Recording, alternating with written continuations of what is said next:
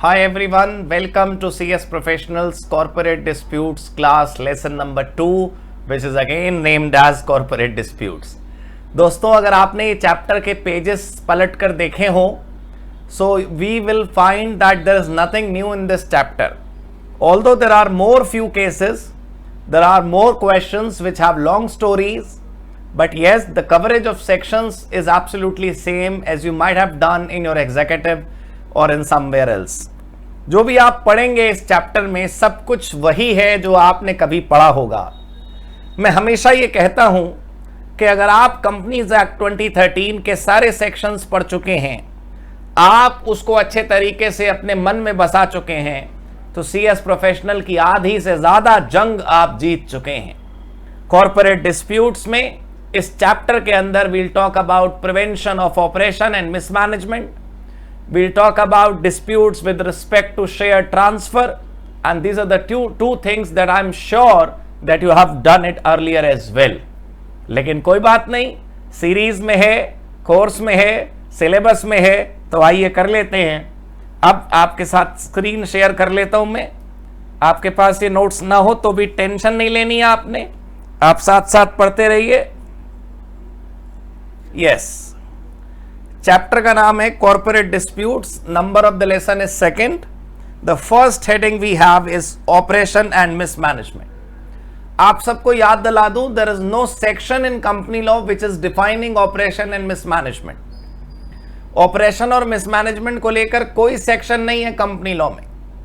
Sometimes CS professional में ऐसे question पूछ लिए जाते हैं, how do you define oppression as per company law. तो स्टूडेंट को लगता है यार मेरे को सेक्शन नंबर याद नहीं आ रहा, which section we had for oppression 241 to 245. Right वही लिख देते हैं. 246 है चैप्टर में लेकिन सीरीज में फिट नहीं होता वो. तो 241 या 244 में कहीं पर ये नहीं लिखा है कि ऑपरेशन किसको बोलते हैं.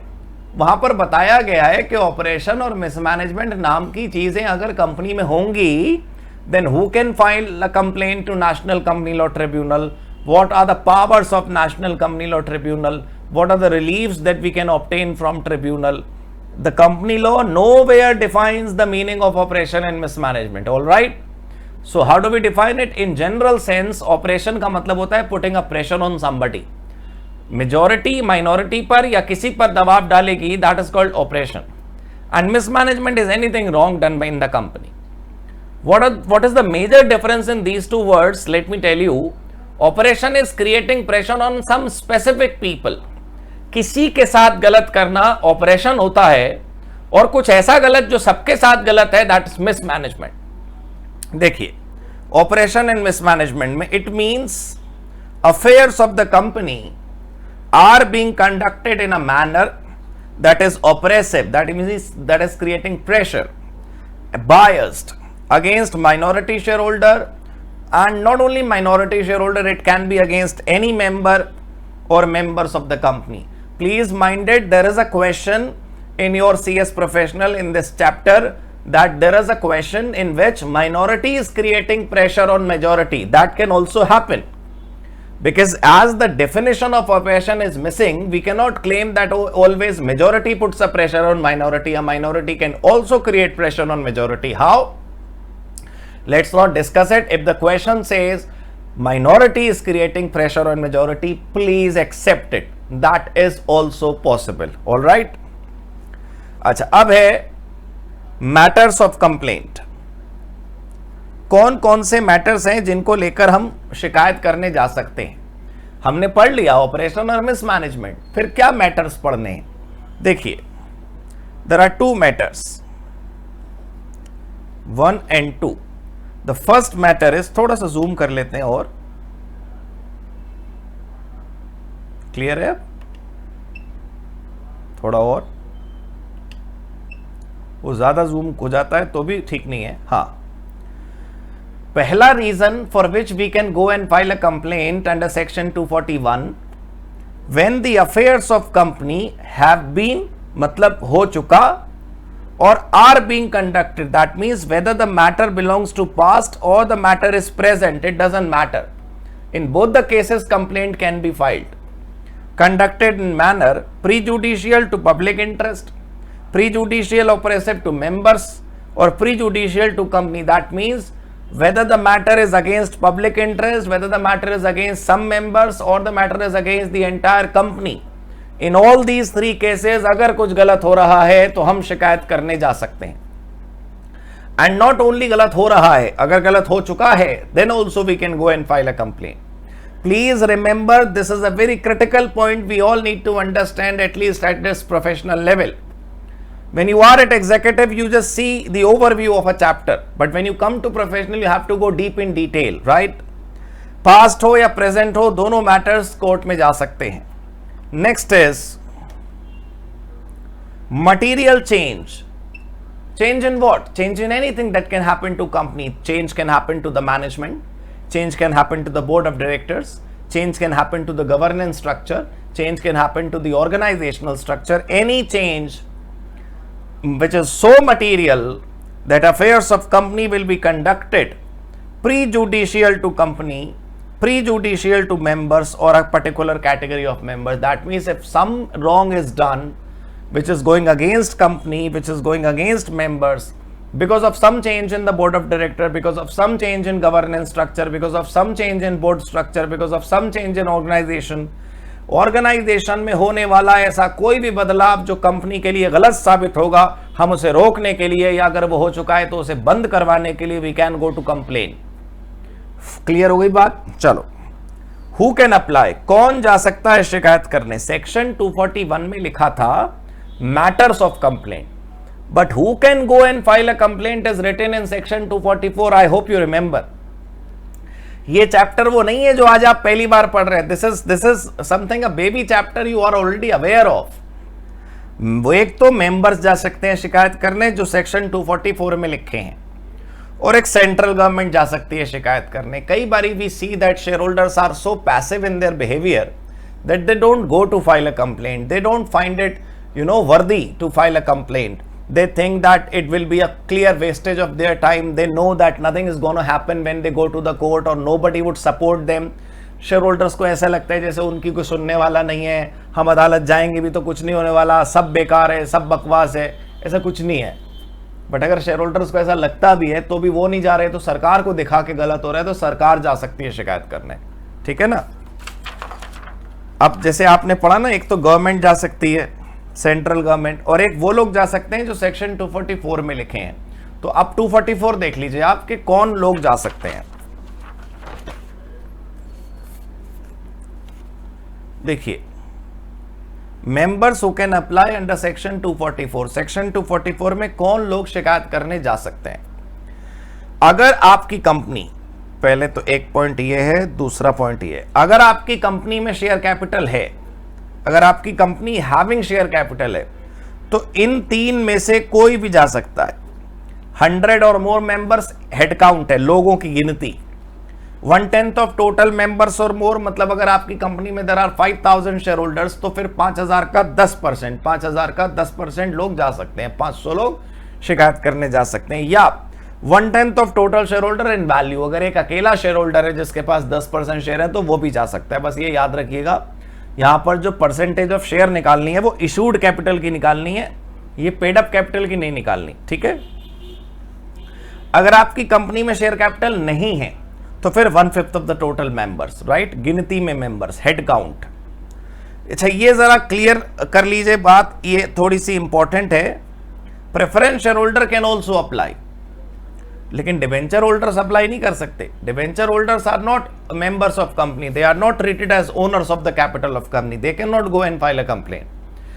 इस चैप्टर के बाद जो तीसरा चैप्टर है क्लास एक्शन स्यू, उसमें आप देखिएगा कि डिपॉजिटर और डिवेंचर होल्डर भी जा सकते हैं शिकायत करने, लेकिन वो क्लास एक्शन कैटेगरी माना जाता है. डिफॉल्ट इन कॉल्स में एक इनएलिजिबल का मतलब ये भी बड़ा इंपॉर्टेंट है.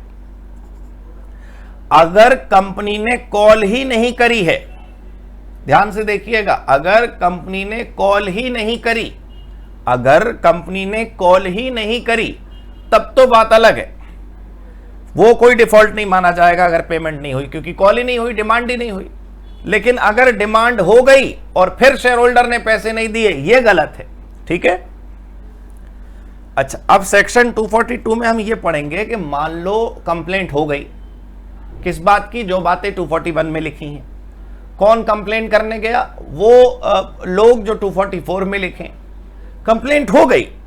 अब अदालत उस शिकायत को सुनकर what can it do to prevent this operation and mismanagement? What can it do to stop these malpractices?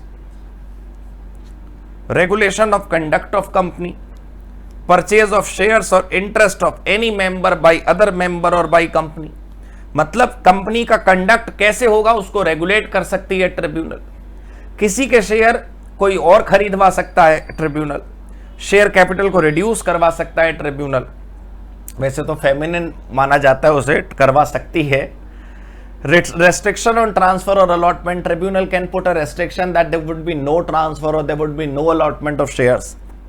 कोई भी अग्रीमेंट जो कंपनी ने किसी के साथ करा हो, वेदर इनसाइडर और outsiders, it can get it terminated, it can set aside और it can modify it. Directors को रिमूव किया जा सकता है, की मैनेजरियल पर्सन को रिमूव करा जा सकता है, एम्प्लॉय को रिमूव करा जा सकता है, और आप आगे पढ़ेंगे कि इनको रखा भी जा सकता है. भाई tribunal is a kind of big boss, right? It can give orders to regulate the company in a manner it desires. अगर आपको ये पॉइंट नहीं भी याद रहे ना, तब भी आपको ये याद रहना चाहिए कि जैसे कोई पूछे कि क्या रिजर्व बैंक ये कर सकता है, हर क्वेश्चन का आंसर है यस. क्या एनसीएलटी ऐसा कर सकती है? Answer is always yes. Yes, NCLT can do this. ठीक है ना.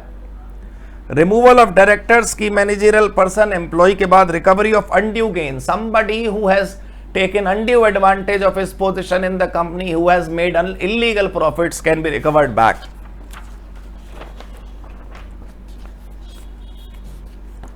Yes, prescribe manner of further appointment. आगे कौन कैसे अपॉइंट होगा इसका प्रोसेस ट्रिब्यूनल डिसाइड कर सकती है. डायरेक्टर्स की मैनेजरियल पर्सन को अपॉइंट कर सकती है. Cost of imposition of cost का मतलब है suppose tribunal has concluded that somebody has done wrong to the company because of a particular person or group of persons, company has incurred some loss. So tribunal can issue orders that this particular person will give money to the company as cost or compensation to the company, or it can be a fine which will be paid to the tribunal. Any other just and equitable action, कोई भी और फैसला जो अदालत को लगता है कि सही है. अच्छा, this interim order is very important. यहां पर ही लिखा है कि सपोज करिए कि अगर जो मैटर है जो नेशनल कंपनी लॉ ट्रिब्यूनल में गया वो लंबा चलेगा, तो जब तक वो चलेगा तब तक के लिए अगर इंटरिम कोई रिलीफ देना है तो नेशनल कंपनी लॉ ट्रिब्यूनल वो रिलीफ ग्रांट कर सकती है. ठीक है. अब ये पॉइंट 6 भी बड़ा कीमती है. ये क्या है मैं आपको बताऊं. अभी आपने पिछले प्रोविजन में सेक्शन 242 में ये पढ़ा कि सपोज करिए कि कंपनी ने कोई अग्रीमेंट करा था और ट्रिब्यूनल ने उसे कैंसिल कर दिया. तो मान लो एमडी के साथ अपॉइंटमेंट था कि वो 5 साल के लिए रहेगा और ट्रिब्यूनल ने उसे हटा दिया, तो एमडी रोएगा, ये कहेगा कि भाई मेरा तो 5 साल का अग्रीमेंट है, मुझे कैसे हटा सकते हो, मेरे साथ अन्याय हो रहा है, अग्रीमेंट तोड़ दिया, मैं अदालत जाऊंगा. नो, वो अग्रीमेंट जो इसलिए टूटा क्योंकि अदालत ने उसे तोड़वाया, उसके खिलाफ कोई क्लेम फाइल नहीं हो सकता. This is the honorable judge's फैसला. Nothing can happen against it. Consequences of termination or modification of agreement. No claim to be entertained. और अगर कोई आदमी को हटाया गया है उसकी पोस्ट से, तो उसको दोबारा अगले 5 साल तक उसी कंपनी में नहीं रखा जा सकता. The person who has been removed cannot be appointed in the same organization for next 5 years if he has been removed by the orders of tribunal. That's very important to understand. अच्छा, अब मैं जरा एक separator आपके लिए यहां लगाना चाहता हूं. सेपरेटर से क्या मतलब है कि इससे ऊपर जो चीजें हैं, इसके ऊपर जितने पॉइंट्स हैं, वो पॉइंट्स तो थे ऑपरेशन और मिसमैनेजमेंट के. लेकिन ये जो अगला हेडिंग है, ये आखिरी है हेडिंग इस चैप्टर की जो मेरे समरी रिवीजन में आप कर रहे हैं. यहां पर एक बिल्कुल अलग टॉपिक है कि सपोज करिए कि कंपनी के शेयर होल्डर ने अपने शेयर किसी और के नाम ट्रांसफर करने की एप्लीकेशन कंपनी को दी और कंपनी ने या तो कोई एक्शन नहीं लिया या फिर ट्रांसफर करने से मना कर दिया. तो क्या होगा? तो क्या होगा मतलब ये तो इतना छोटा टॉपिक है, प्रोफेशनल के लेवल का ही नहीं है. ये टॉपिक तो एग्जीक्यूटिव में आप शेयर कैपिटल लेसन 2 में पढ़ चुके हैं. इसमें ये लिखा है कि भाई अगर शेयर ट्रांसफर एप्लीकेशन या तो रिफ्यूज हो गई या अनआंसर्ड रह गई, तो क्या होगा? यह होगा कि हम ट्रिब्यूनल पे जा सकते हैं।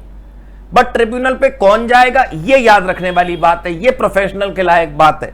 सिर्फ ट्रांसफर ही जाएगा शिकायत करने, ट्रांसफरर नहीं।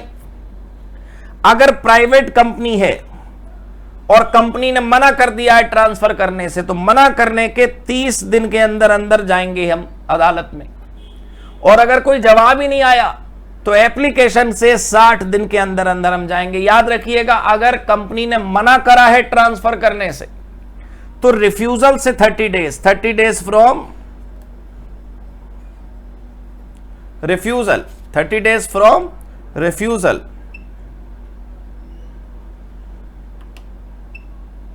ठीक है, 30 डेज फ्रॉम रिफ्यूजल और 60 डेज फ्रॉम एप्लीकेशन। अगर कोई जवाब ही नहीं आया तो हम 60 दिन तक इंतजार करेंगे हमारी एप्लीकेशन देने के बाद। अगर जवाब नहीं आया तो हम अदालत के दरवाजे पर पहुंच जाएंगे। अगर ये पब्लिक कंपनी होती तो 30 की जगह 60 हो जाता और 60 की जगह 90 हो जाता। ये याद रखिए। कॉर्पोरेट डिस्प्यूट एक्चुअली ये चैप्टर ये बताने की कोशिश करता है कि हमारे पास एक ट्रिब्यूनल है जहां जाकर हम शिकायत कर सकते हैं। ये प्लीज याद रखिएगा, इस चैप्टर के ज्यादातर सवाल शेयर ट्रांसफर से नहीं है, ऑपरेशन मिसमैनेजमेंट से हैं। और आपको उन क्वेश्चन आंसर्स को सॉल्व करने के लिए जितने पॉइंट आपने यहां पढ़े दे आर इनफ। बस एक खास बात याद रखिएगा, प्रेफरेंस शेयर होल्डर्स को भी काउंट करा जा सकता है और पेड अप शेयर कैपिटल की परसेंटेज नहीं निकालनी है, इशूड शेयर कैपिटल की परसेंटेज निकालनी है। क्लियर हो गई बात? चलो, that's all for this chapter. Thank you so much guys, God bless you, good bye.